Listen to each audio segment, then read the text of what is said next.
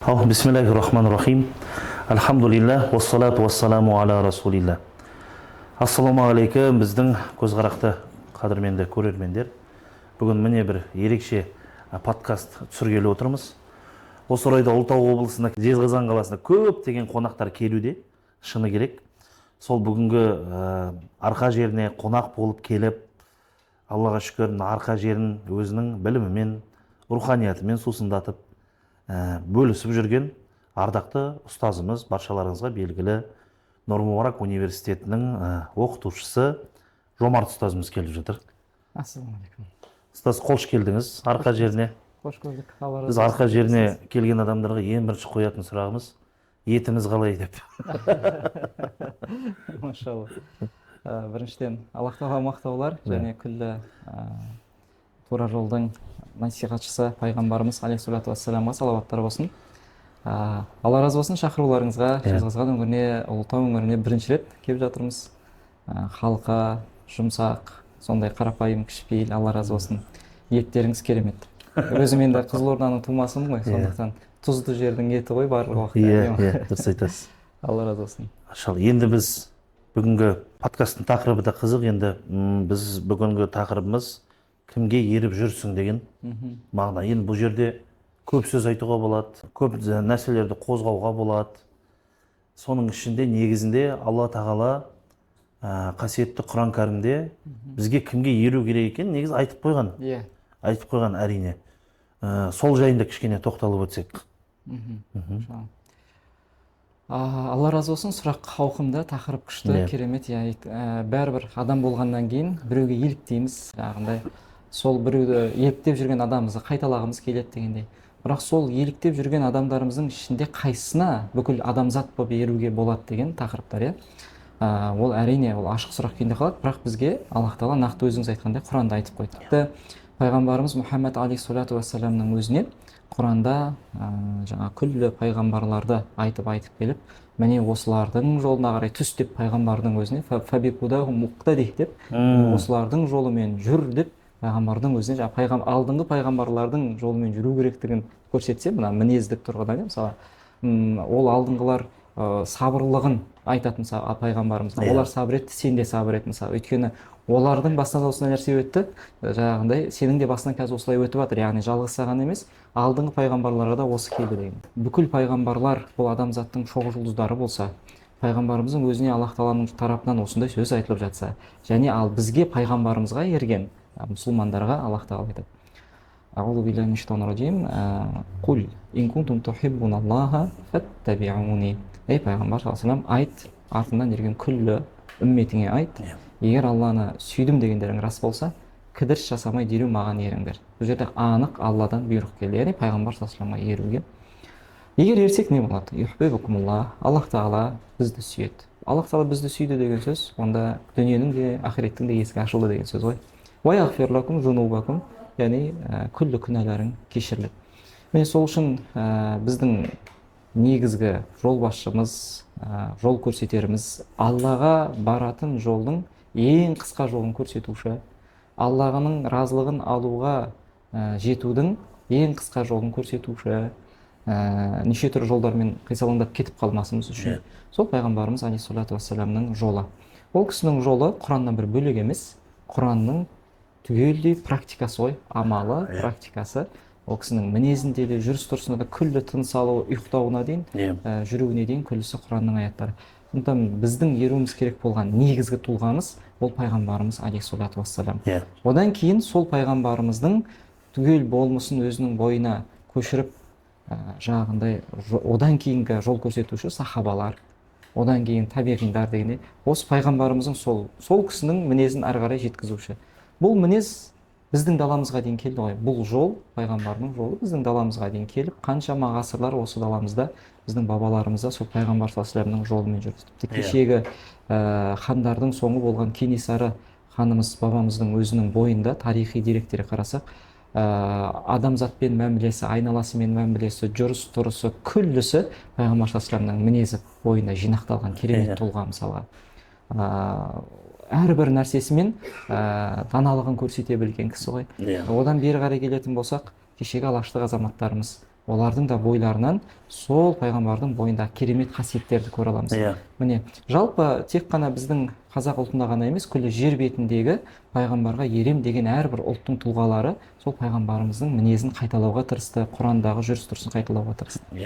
Иә, әрине, әр ұлттың өзінің жаңағы сол географиясы, менталитеті, соның бәрі ескеріліп, сол тұлғалар пайғамбарымыз сол мінездерін өзінің халқының деңгейіне әдемі жеткізіп берді. Сол үшін еруде осы тұлғаларға қарау керек деп ойлаймыз, әрине. Ең бірінші ол пайғамбарымыз алейхиссалату вассалам. Мынандай да сөздер бар ғой, ұстаз. Пайғамбарымыз саллаллаху алейхи уассалам өзі мінсіз адам болған, күнәдан пәк адам болған. Кейбір сол сұрақтарға жауап берген кезде ол кісіден сұрайды ғой, сіз қалайша осындай тұлға болып тұрсыз деген кезде, ол кісінің айтқан сөзі бар, мені тәрбиелеген Раббым деп айтатын жаңағы. Әддәбәни Рабби деп айтады ғой, мені тәрбиелеген Раббым фа ахсана тәдибі, мені көркем түрде тәрбиеледі деп. Мені тәрбиелеген Раббым, сендерді тәрбиелеп жатқан мен деп, сол пайғамбарымыздың тәрбиесінен сахабалар шықты деймін. Енді осы орайда қазір бір кісілер сұрақ қояды да осындай. Енді қазақтың жерінде Ыбырай, кешегі Абай, осы кешегі бертін келген өзіңіз айтқандай Алаштың ардақтылары болды. Осындай тұлғаларды тәрбиелеп шығу үшін бізге қандай нәрсе жетіспей жатыр? Қандай қасиеттер керек? Өзіңіз қалай ойлайсыз осы мәселеде?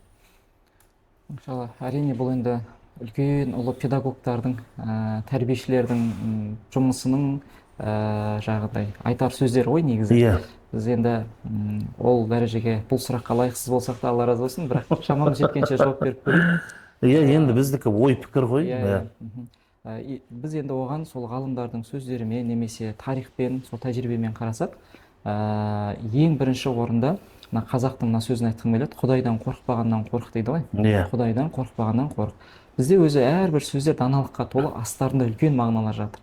Демек, ең бірінші адам баламды тәрбиелейтін нәрсем Алладан қорқуға тәрбиелеу. Яғни қорқу деген кезде бір Раббымыз бір қорқынышты емес қой, ол жерде оның бақылап тұрғандығын, қарап тұрғандығын сезіну, тірі екендігін байланысқа түсу, Алла тағаламен дұғаңда, құлшылығыңда, одан кейін оның жаңағындай істеме деген нәрсесін істеу арқылы жазасына ілініп кетем ба деп қорқу ғой, осы мәселе ғой, қорқу мәселесі.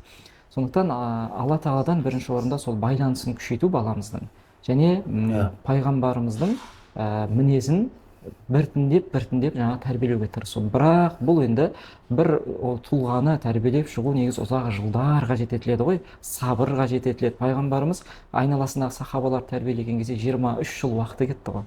23 жыл.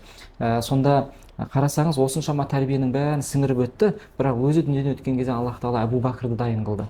Ғалымдарымыздың сөздері бар ғой, пайғамбар саллаллаху алейхи дүниеден өтпейінше Әбу Бәкір дайын болған жоқ деген. Неге? Өйткені Әбу Бәкір дүниеден өтпейінше Омар дайын болмады дейді, орындарға отыруға, тұлғалық мысалға, ел халықтың ісін алып кетуге. Неге деген уақытта? Өйткені кеше Әбу Бәкір халифа болған кезінде білесіздер, діннің мәселесінде біраз жан-жақтан діннен шығып жатқандар болды, басқалар болған кезде зекет мәселесін айтқан сөзі, сол кезде Омар келіспей қалып, бірақ айтады, бағындық халифаға, кейін барып айтады, сол кезде Әбу Бәкір дұрыс шешім қабылдаған дегендей мысалға. Міне қарасаңыз, осы тіпті қасындағы Омар секілді тұлғалардың өзі мойындауы, демек бұған ұзақ жылдар талап етіледі және үздіксіз тәжірибе, үздіксіз біліммен келетін нәрселер. Ең бірінші орында әрине Алла және оның елшісі. Сонымен қатар, біздің бабаларымыздың сөзіне қарайтын болсақ, баланың ең бірінші тәрбиешісі ол ата-ана. Сосын оның тағы бір мінез жұғуы мүмкін, тәрбиеленуі мүмкін, ол ортасы. Одан кейін жаңағы ұстазы дегенде мысалы. Өйткені ортасы дегенге де жаңағындай дәлелдер бар. Пайғамбарымыз алейхиссалату вассаламның әл-мар'у фи дини халилихи деген өзінің досының дінінде адам дейді мысалға. Дінінде деген кезде бір басқа бір дінге еріп кету деген емес. Дін мәселесі мінез ғой негізі. Дін толық мінез. Өйткені бұл исламның әр діннің өзінің мінезі бар. Ислам дінінің мінезі ол ұялу деп пайғамбар саллаллаху алейхи вассалам анық ашық айтып қойды ғой. Сонда жаңағы адамның досының бойында қандай мінездер бар, соған қарай еретін болса, ол тұлға болатын мінез бе? Әлде тұлғалықтан тіпті ер адамның өзін еркектіктен алыстатып жіберетін мінез бе? Ол жаңағы қасында адамның мінезіне байланысты жұғатын нәрсе. Және ұстазы. Ұстазы да тұлғалықты қалыптастыратын ұстаз ба? Әлде тек жаңағы белгілі бір ақпаратты беріп қоятын ұстаз ба? Осыған да жаңағындай қарауымыз керек.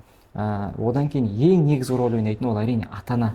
Бұл ата-ана мектебін біздер ата-ана ретінде мұны өте қатты қолға алмасақ, ол жаңа баламызды тұлғалыққа тәрбиелеуді. Өйткені ұстаздан білім алды, бірақ уақытша ғана ғой. Достың қасында уақытша болады.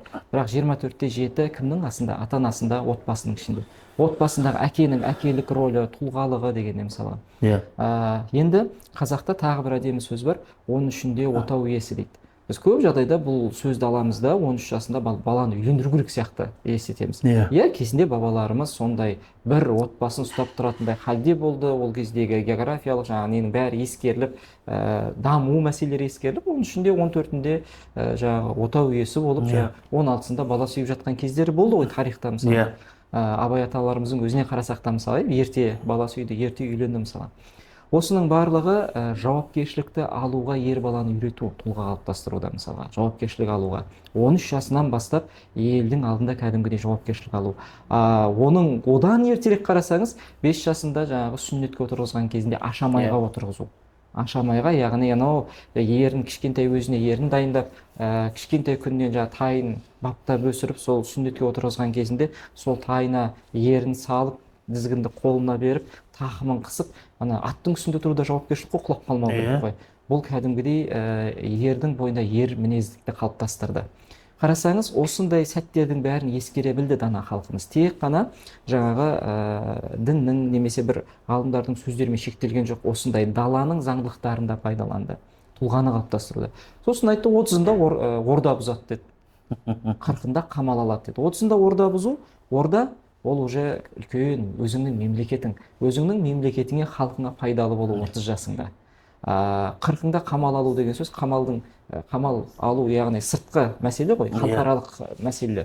40 жасыңда халықаралық мәселелерге айналысып, ел халқының пайдасы үшін пайда тигізе алсаңыз, онда міне нағыз тұлғалық деген осы деп ойлаймын. Тұлғалық деген өзін жаңағы бір сөзде, істе өзін көрсетіп жүру емес та. Тұлғалық ол ел халыққа аға бола білу, жас болса да бас бола білу, және әр сөзі даналыққа толы, білімге толы, көзі ашық, тек қана бір жақты емес, жан жақты.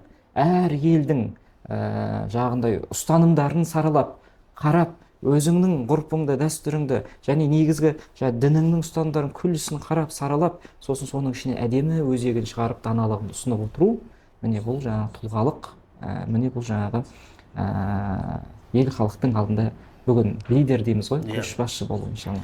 Енді мен кейде былай ойлаймын да, ұстаз, енді бұл бір кісіден естідім да, мысалға айтады, осылай Алиханды Алихан қылған дейді. Бұл негізі олардың уайымы ғой дейді. Қарап отырсақ, мысалға Құнанбайдың уайымы елге деген Абайға өткен сияқты да. Дәл сол сияқты анау, мысалға кімде Мехмед Фатихта кезінде Константинопольді жаулайтын сәттерінде, сол жерге кіретін сәттерінде де, үлкендердің уайымы ғой, мынау жер біздікі болу керек деп, кішкентай кезден сол анау жүректегі уайымды балаға берді да. Енді бала сол уайыммен өскеннен кейін, сол оймен өскеннен кейін соған жетті деген сияқты. Кезіндегі Салахуддин, оның да жанағында әке-шешесінің оған уайымы. Мен ойлаймын, сол анау уайым қашан сол балаға жетеді, міне осы біздің негізгі уайымымыз. Адам сол белгілі бір мақсатта сол уайыммен өмір сүрген кезде, уайым деген адамды ұйықтатпайды ғой, қайта-қайта іздену, оқу, қарау, адамдармен танысып, дұрыстап, сұрыптау, үйрену деген нәрселерге қатысты. Мен ойлаймын, сондай бір уайым, біз қазір уайымсыз өмір сүріп кетіп жатырмық қой. Кешеде бір сөз естіп жатырмын, мысалға айтады да, неге бізде қазақта той көп? Біздің көп тойлап жүргеніміздің бір үлкен бір белгісі, біз уайымсыз өмір сүріп жатырмыз. Егер біз уайыммен өмір сүретін болсақ, біз той жасамайтын едік. Егер біз уайыммен өмір сүретін болсақ, ол соншалықты көп болмас еді да. Ал біз уайым жетіспей тұрғаннан кейін, жаңағыны белгілі бір мақсатты көздемегеннен кейін, әрқайсы өз бетімен былайша айтқан кезде, сен тимесең мен тимеймін. Сөйтіп жүрген жайымыз бар сияқты. Сол кішкентай бір уайым жетіспейді, ал елде соны уайым қылып жатқан адамдарға қолдау жетіспейді деген сияқты. Сондай бір парадоксқа тап болып жатырмыз ғой. Сосын бұл жерде жаңағындай сөзіңізге ой қосып жатқаным ғой. мен бәрібір деп ойлаймын енді. Мүмкін кейбір кезде әйел адамдар бүйтіп айтады ғой, біз баланың тәрбиесі бәрі көп жағдайда әйелге байланысты десек, сендер барлығын неге әйелге артып қойдыңдар деп жаңа сөз айтады. Жоқ, біз әйелге артып қойған жоқпыз. Бәлкім біз сол баланың тәрбиесін әйелге артсақ та, бірақ әйелге сол жерде поддержка беру, оған рухани азық беріп тұру, соған жағдай жасап беріп тұру, кітабын, анауын, демалысын, барлығын ұйымдастырып беру, ары қарай еркектің жауапкершілігі ғой мысалға. Мен бұны неге айтып жатырмын? Кезінде бір үлкен бір интервью көрдім. Бір үлкен бір ғалымның, мынау мемлекеттің аты есіме түспей отыр, бір мемлекетте Шанқити деген әулет бар ғой, әйгілі әулет бар. Сол әулеттің үлкен бір ғалымы сұхбат беріп жатыр.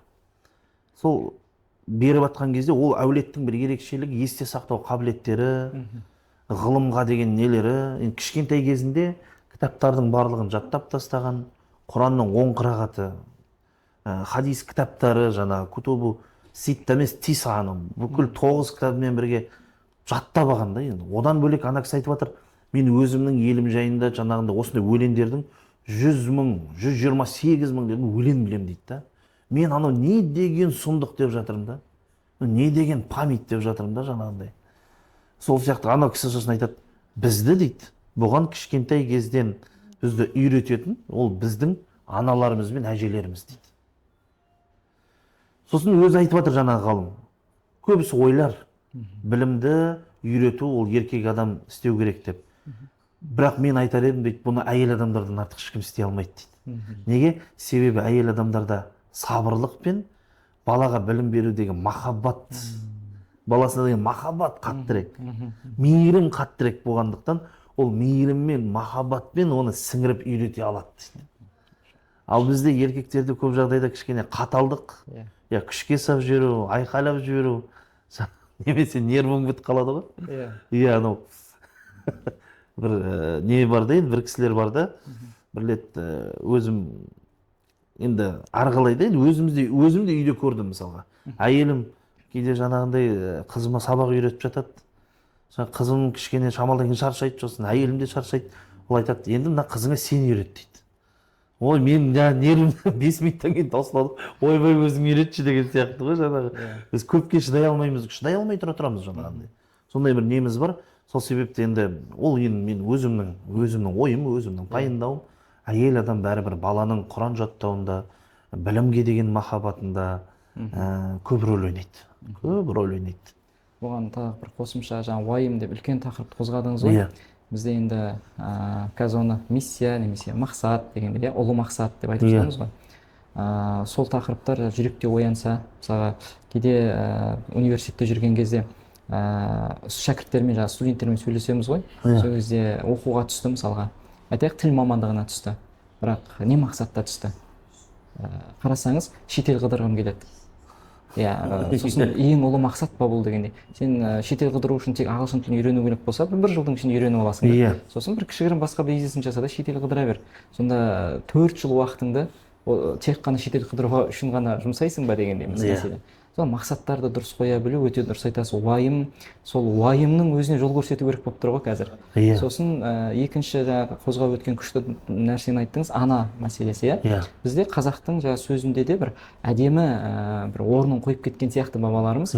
Ана бір қолымен бесікті тербетсе, бір қолымен әлемді тербетеді. Яғни бесіктегі баланы тәрбиелеп әлемдік деңгейге дейін көтеріп шығаратын ана екендігін бір қазақта аналық сөзінше сыйдыра салғанда.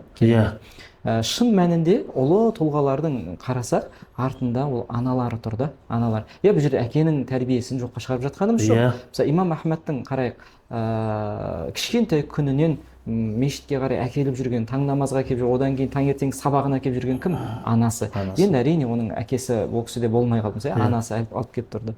Имам Ғазалиді алайық. Әкесі жас күнінде кетті. Әрі қарай досына тапсырып кетті, бірақ досыдан да бір жылдан кейін әрі қарай шамасы келмеді ғой оны. Имам Ғазалидің мысалға өзінің баласы бар, өзінің отбасы бар досының. Соны Имам Ғазали әкесі дүние өткесін анасы әрі қарай өзі сол аш болса да балалары медресеге кетіп сол жақта тоқ болып жүргеніне қуанып білім алады, әрі дәптер алады, әрі ручкасын алады, әрі тамағын ішеді, жататын орны бар деген уайым. Анасы мына жақта қиналып жүрсе де қандай тұлғаларды шығарып кетті, ел халыққа сыйлап. Және кешегі біздің даламызға келетін болсақ, Құнанбайды да тәрбиелеген, жасыз айтып отқан Зереде әжелер ғой негізінде. Зереде әжелеріміз Абайды тәрбиелеген кешегі анасы деген мысалы. Бізде Аллаға шүкір бұл нәрсені аналар мектебі келе жатыр ғой. Тек осы мектеп үзіліп қалмаса екен деген нәрсе ғой. Жұбайларымызға, қыз балаларымызға осы уайымды бере алсақ, жаңа сіз айтқандай уайымды, аналар уайымын, олар енді сыртқа шығады, біреуі дәрігер, біреуі ұстаз, біреуі әртүрлі салада қызметте жасап жүр әйел кісі, бірақ та ең негізгі ұлы мақсат ол ақша тауып қызмет ету емес қой. Ұрпақтың тәрбиесінде уайым қылу, еркек те әйел де жаңағындай бірігіп жүріп. Сосын жаңағы үйдегі бір мысалымыздан жұбайымыз мысалға баламыздың, ұлымыз болсын, қызымыз болсын, бір қисықтықтарын көрсе, бірден маған хабар береді. Жаңағы үйге әр күні келген кезде, мына жерде ұлыңда мына қателік кетіпті, немесе қызыңда мына нәрсе кетіпті. Енді өзің сөйлесерсің осыны дегенде. Сонда әкенің жеке отырып сөйлесуі баламен өте маңызды да. Мысалы біз бір тәрбие деген кезде отырып алып бір сабақпен үйрету емес, мысалы, жеке сөйлесу, жеке қалу. Кәдімгідей бала әкеге ашылады ғой.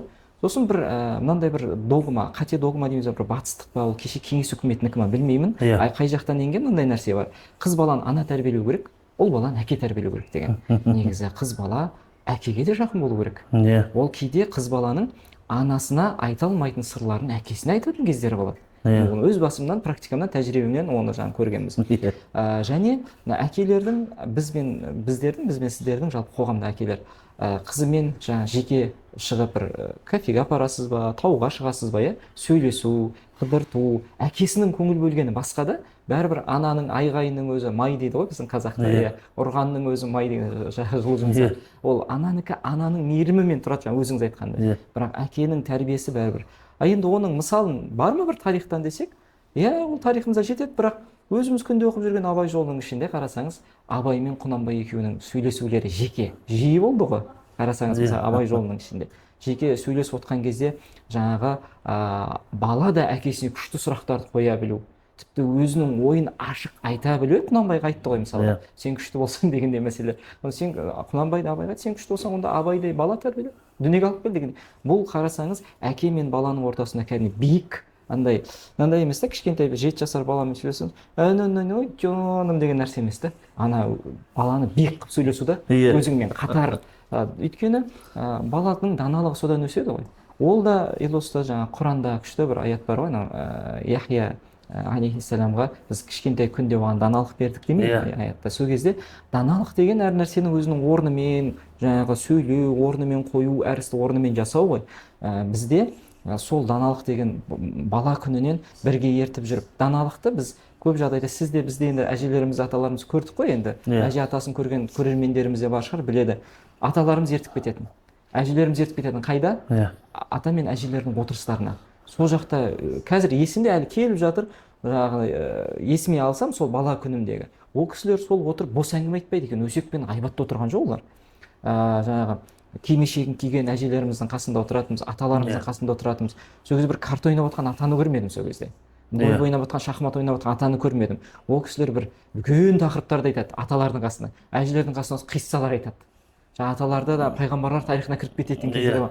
Сөйтсем, сол кезде бір ертегі тыңдап отқандай тыңдайтын едім бала кезде. Қазір қарасақ, оның бәрі діннің жаңағы жырлар мысалға, әжелеріміз қасымызға отырып, өзінің қасына отырғызып қояды да, кітаптарды оқытып, соның мазмұнын тыңдататын. Үлкен жаңағы Құрыш қалай шынықты деген кітаптар бар, Павел Коршагиндердің мысалға. Жюль Верннің шығармалары, су астына 80 километр сапар, 15 жасар капитан, жас күннен батырлыққа, мықтылыққа үйрететін. Оның жаны өзіміздің қазақтың несін айтып жатыр, шетелдік әдебиеттерді айтамын.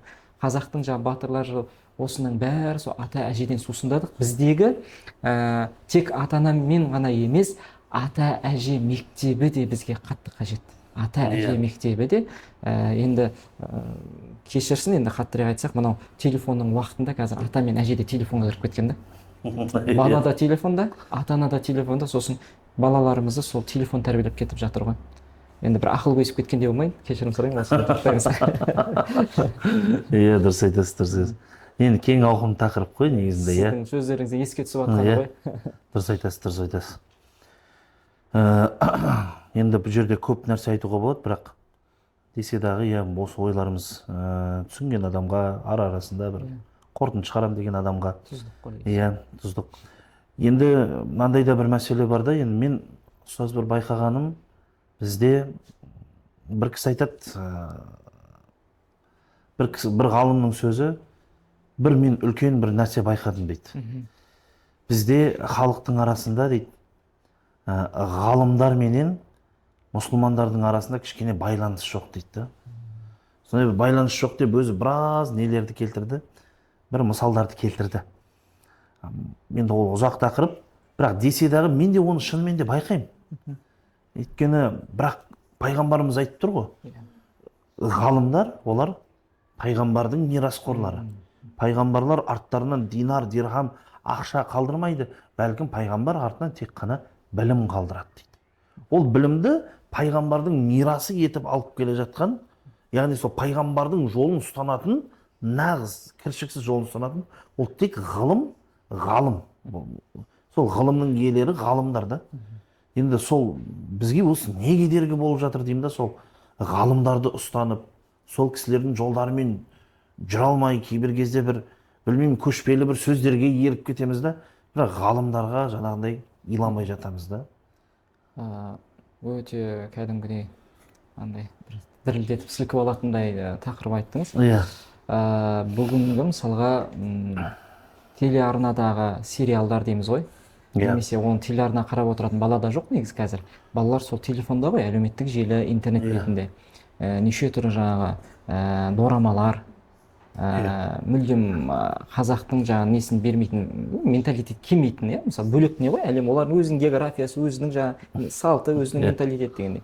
Бізде осыны көретін жастар мысалы өте көп. Әсіресе 7-8 сыныптан бастап, тіпті колледжде оқып жатқандар, өзі бір 11 сыныпқа келіп, бір есін жияды ғой, сол сәтке дейін қатты осындай нәрселерге қызығады. Сосын жаңағы кумир дейміз ғой, кумирі. Кішкентай күннен осыны бір қадағалау керек сияқты. Қазіргі балаларымыз бүйтіп қараймын ғой, кумирі деп жаңағыдай былайша айтқан кезде идеал қылып алған тұлғасы кім деген? Человек-паук, өрмекші адам, американский солдат, қандай мультиктердегі көрген нәрселер ғой. Супермен, Бэтмен, қайсын алсаңыз да, бізде мынау кешегі біз бен сізде бала күнімізде ата әже мектебі еді ғой, сол жерде алпамыс жырлары, батырлардың жырлары, анау аттары тасқа не тұяқтары тиген кезде қамыршақ оны келеді деген жырларды оқыған кезде аузымыз ашылып, жаңағы толағайдың тауды көтергенін оқып қарап, оны естіген кезде аузымыз ашылып, соны қазір бірақ осы нәрсеге қарай қызықтырмағаннан кейін біз айтамыз, баламыз оған қызықпайды. Жоқ, қызығады, тек әдемі беру жағындай несі жеткізудің тәсілдерін қолдансақ. Маркетинг. Өйткені ол өз даламыздың батырлары ғой. Осы географияға лайықталған, осы менталитетке, ғұрыпқа лайықталған дегендей ше. Және олардың әрқайсысын алсаңыз да діннен алса емес қой. Дін мұсылман аманда деп тұрып басталады ғой, әрбір жылдардың басы. Оның ішіндегі жаңағы діннің мінездері де, ұстындары да сол жерде ішінде жасырылып тұр ғой. Ал кумиріне баламызға қараймыз, ол жаңағы өрмекші адам дейді, сен өрмекші адамға дейміз бе, киімге дейін сол алып береміз дегенде, ойыншыққа дейін соны алып береміз, ол қызығып тұр деп. Бірақ енді оны керісінше өзіңдікіне қарай алмастыруға, мұны пайдалы нәрсеге жазуға болады деймін де. Мысалға, қызыңа бір дәптер, ұлыңа бір дәптер, тағы қызың болса, тағы қызыңа бір дәптер дегендей. Өйстіп жаңағы ұл қыздарына бір дәптерден арнап, әр күндегі анасы арқылы естіп отқан. Мен үйде жоқпын. Кешке келген кезінде анасы айтады, бүгін мына істедім, бүгін былай істеді. Бүгін өзінің әпкесіне дауыс көтеріп қойды. Бүгін өзінің әпкесіне қол көтеріп қойды дегендей. Мынаның бәрін жазып қою, сосын ойланамын, бұны мен мына нәрсені алып тастау үшін не істеймін? Өйткені бүгіннен бастап әпкесіне, қарындасына қол көтеретін еркек бала ертең ол дұрыс емес бала болып өседі. Себебі Аллах Тағала Иса пайғамбарды кішкентай жүргек кезінде сөйлеткен кезде мені жаббар қылмады дейді ғой, жаңағыдай зұлымдық жасаушы, анама керісінше жақсылық жасаушы қылды, анама жақсы қараушы қылды мені деп сәби жүргекте сөйлеп жатқандағы сөз ғой, мен Алланың құлымын деп бастаған аятта. Сол жерде Аллах Тағала бізге алыста бір берді да балада. Кішкентай күннен андай қатыгез баланы өсірмеу. Өйткені қоғамға ертең қылмыскер сол кішкентай күніндегі қатыгез баладан өсуі мүмкін. Және осыдан бір жыл бұрын мұзда Сырғанаудағы бауырымыз дүниеден өтіп кетті ғой, Денистен дүниеден өткенде оны екі адамның жаңағы өлтіруі анықталды дегенде мысалы. Сол кезде қоғам болып бүкіл ана комментарийді толтырып тастадық пікірлерді.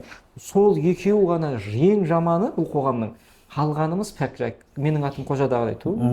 Тек қожа ғана жаман, барлықтарың аппақсыңдар ғой дегендей. Шынымен де осы жерде сол екі баланы кім тәрбиеледі? Біз кейде айтамыз ғой, анау шығасың ба дегендей. Ана ұра сал, бір ұрса, екі ұр деген тәрбиелер, бұның барлығы да, хақы деген нәрсе, бірақ санасын өсіру үшін ешкімге қол жұмсамай, мұсылман деген кім, тілімен, қолмен зиян бермейтін адам. Осының бәрі ұштаса ма деймін да, тұлғалық тәрбиеде кім болып қалыптасады? Бұзақы ма, әлде шынымен де ел ағасы болып қалыптаса ма? Міне осының бәрі ортақ бір үлкен бір тәрбие. Бұған енді бірігіп жұмыс жасау керек болып тұр ғой, бірлік керек. Сонда жаңағы былайша айтқан кезде сол ислами тағы ғалымдарымызды жаңағындай жалпы кумир қылу үшін де сондай бір немен өсіру керек дейсіз ғой, солар жайында айтып, көп айтылу керек, оқытып, енді мен ойлаймын да бәрібір сол ғалымдарымызды қазір танымағаннан, білмегеннен де біз не істеп жатырмыз? Бір кейбір кезде кішігірім дініміз жайлы дұрыс түсінбей, бір деструктивті бір ойлар, дұрыс емес ойлар қалыптасып жатқанда да, осыда мен жақында бір мынандай сөз бар екен, Мұхаммад Ғазали деген, ескі Ғазали емес, бертін келе өмір сүрген. Бізде өзі екі Ғазали бар, көрермендерге айтып өтейік. Біреуі Абу Хамид Аль-Ғазали деген, баяғыда 5-ші ғасырларда өмір сүрген ғалымымыз. Кейінгі осы 20-21-де жетті ма ол кісі, жеткен жоқ деймін. Бір одан кейін өмір сүрген Мұхаммад Ғазали деген бар, тағы да. Яғни біздің ғасырларымыздың Ғазалиі. Сол кісінің мынандай сөзі бар: біздің дінімізге зиян тигізген, ойдан шығарылған немесе әлсіз болған хадистер емес дейді. Бәлкім біздің дінімізге зиян тигізген, сахих, дұрыс хадистер дұрыс түсінбеген адамдар дейді. Яғни зиян тигізетін ол әлсіз ойдан шығарылған нәрсе емес, ойдан шығарылған оқиғалар, хикаялар да емес. Зиян тигізіп тұрған, мынау алдыңа келіп тұрған дұрыс болған нәрсені дұрыс түсіне алмай жүрген кісілер ғой. Ал енді біздің дініміз, не дейді ол? Біздің дініміз тізбектің діні ғой. Тізбектің діні. Біздің дінімізде ұстаздан шәкіртке келе жатқан ұлы мұра, бұл мирас солай келе жатыр да. Сол ғалымдарды өзінен алмағаннан кейін, сол ғалымдардың өзіне жабыспағаннан кейін, сол осыны маған дұрыс түсінікті үйрететін ғалым, немесе маған фундаментті салып беретін, ары қарай ізденіске қол кілт беретін жаңа ғалым деп түсіне алмағаннан кейін де өзімшілдікке салынып кетіп жатқан жайларымыз көп кездесіп жатады да. Көп кездесіп жатады. Сол үшін де адам ақылды болып туылмайды ғой. Адам даналық болып туылмайды. Даналық та, ақыл да барлығы уақытымен келетін нәрсе ғой, уақытымен келетін нәрсе барлығы. Мен ойлаймын, сол кісілерді тыңдамағаннан осындай бір қоғамда бір сондай бір дертке ұшырап жатқан кісілер бар, өкінішке орай. Және де сол ғалымдарды, мысалға, мен жақында бір мынандай бір дұға тілеуді өзіме бір әдетке айналдырдым ба, қалай айтсам болады. Баяғыда мысалы мен енді кумирларым, мен баяғыда футболға қатты қызықтым, енді ондай кездерімде болды. Сену қиын шығар да қояды. Мысалы рас қой, кино актерлар, нелер, бала кездегі сондай, бүкіл әлем болып, жаңағы жақында бір баскетболист қайтыс болып кетті ғой, мысалға да, бүкіл әлем болып қайғырып, жаңағындай, анау бір Форсаждағы актерға қайтыс болып кеткен кезде соған арнайы өлең шығарып, ол өлең ютубта миллиард просмотр жинап кетті. Жаңағыдай ойлаңызшы, бүкіл әлем қайғырып кетті да, мысалға. Актердің атын ұмытып тұрмын енді. Сондай болып жаңағы Вин Дизель оның қызын асырап алып, бүйтті, сөйтті. Ой, енді әңгіме көп енді ана кезде. Сол кезде мен түсіндім да, бүйтіп ойладым ғой, құдайым дедім да. Не бір ғалымдар дүниеден өтіп жатыр деймін. Елін жерін ойлаған, руханиятын ойлаған, осы азғындап кетпесін деп шындық айтып шырылдап, жаңағындай көз майын тамызып кітап жазып кеткен, бірақ олар дүниеден өтіп кеткен кезде біз бүйтіп қайғырмаймыз дедім да. Сөйтіп айтамын да, Аллах тағала менің жүрегіме осы кісілерді ұлық қылшы, осы кісілерге деген махаббат берші, осы кісілерді менің жүрегімде алып етіп көрсетші деймін да, ана кісілерді емес дегендей сияқты. Мысалы жақында бір үлкен ғалым дүниеден өтті. Осы көп болған жоқ, бір ай болды ма, шейх Хасан Хиту деген үлкен ғалым өтті. Енді ислам әлеміне үлкен пайдасын тигізген, небір кітаптардың, еңбектердің авторы. Сол кісі мысалы жақында қайтты. Бірақ оны ешкім білмейді мысалға. Ол кісі 140 томнан тұратын кітап жазам деп, оны соңына дейін бітіре алмай, шатаспасам бір 80 томын бітіріп жазып қойған екен, бірақ соңына дейін бітіре алмай дүниеден өтіп кетті мысалға. Енді баяғыда қалай болған еді? Оқимыз ғой енді, үлкен бір ғалымдар қайтыс болған кезде жаназасында 600 мың адам болыпты деп, миллиондаған адамдар болыпты деп, сондай бір нәрсеге бір жете алмай жүріппіз ба деген бір кейбір кезде өзімде бір ой бар. Сіздің ойыңызға тағы бір қоса кететін өте күшті нәрсе айттыңыз.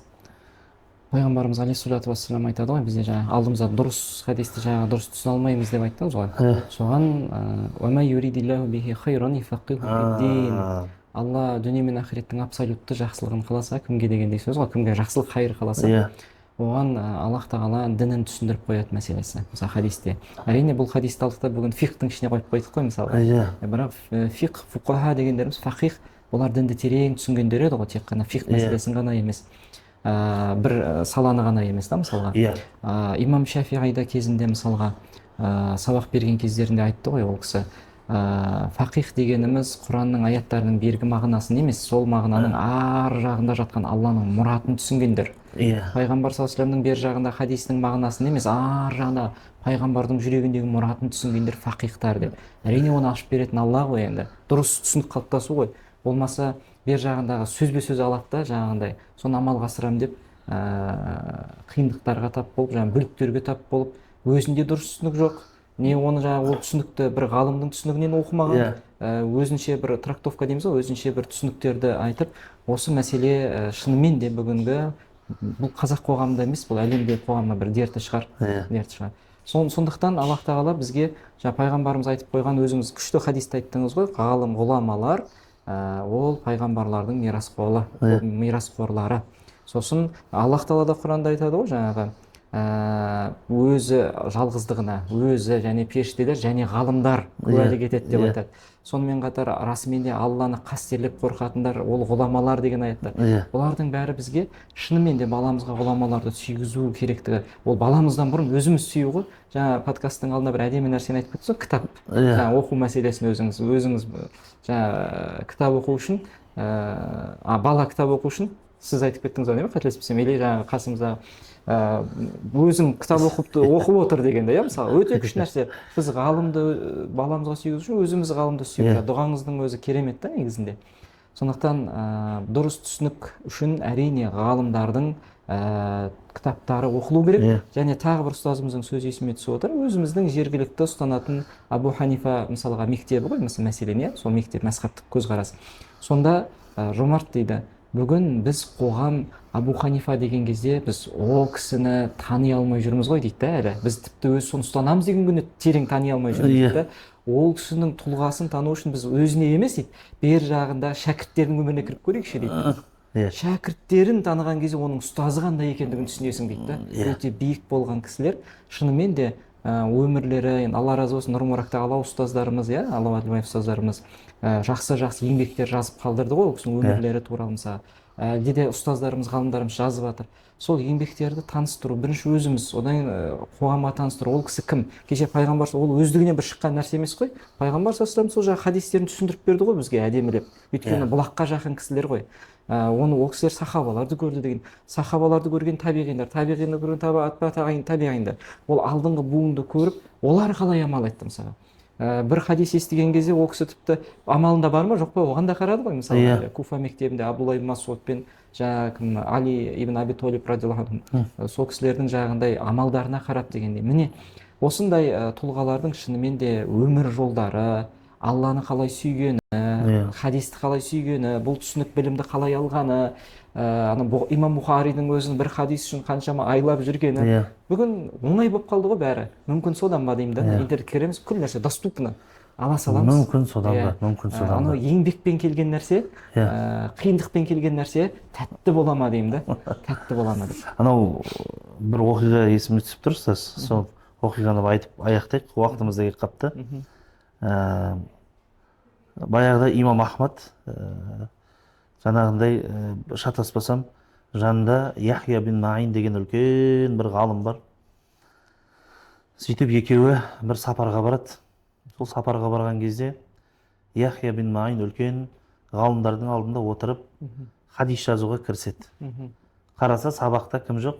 Имам Ахмад жоқ. Шамалдан кейін сұрады, дейді, сен қайда кетіп қалдың деп. Сосын имам Ахмад айтты, дейді, бұл қалада имам Шафиғи тұрады. Мен сол кісіге бардым, сол кісімен сұхбаттасып келдім. Ей, Яхия бин Маин ренжіді. Мына кезде хадистің ғалымдары отыр ғой, жазып жатырық қой дейді. Сол кезде имам Ахмад айтты, дейді, бұл хадисті кейін мен жазып алармын дейді. Бұл хадисті жазған адамдар бар дейді. Мен немесе солардан көшіріп алармын дейді.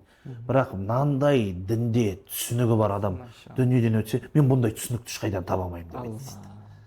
Сол кезде енді Алла тағала жаңа сіз айтқандай түсінігін ашып қойған кісілер ғой. Енді Алла тағала разы болсын сізден. Жомарт ұстаз, сұхбатыңызға рахмет. Білгеніңізбен бөліскендеріңіз үшін. Ал біздің көзқарақты көрермен аман есен сау болыңыздар.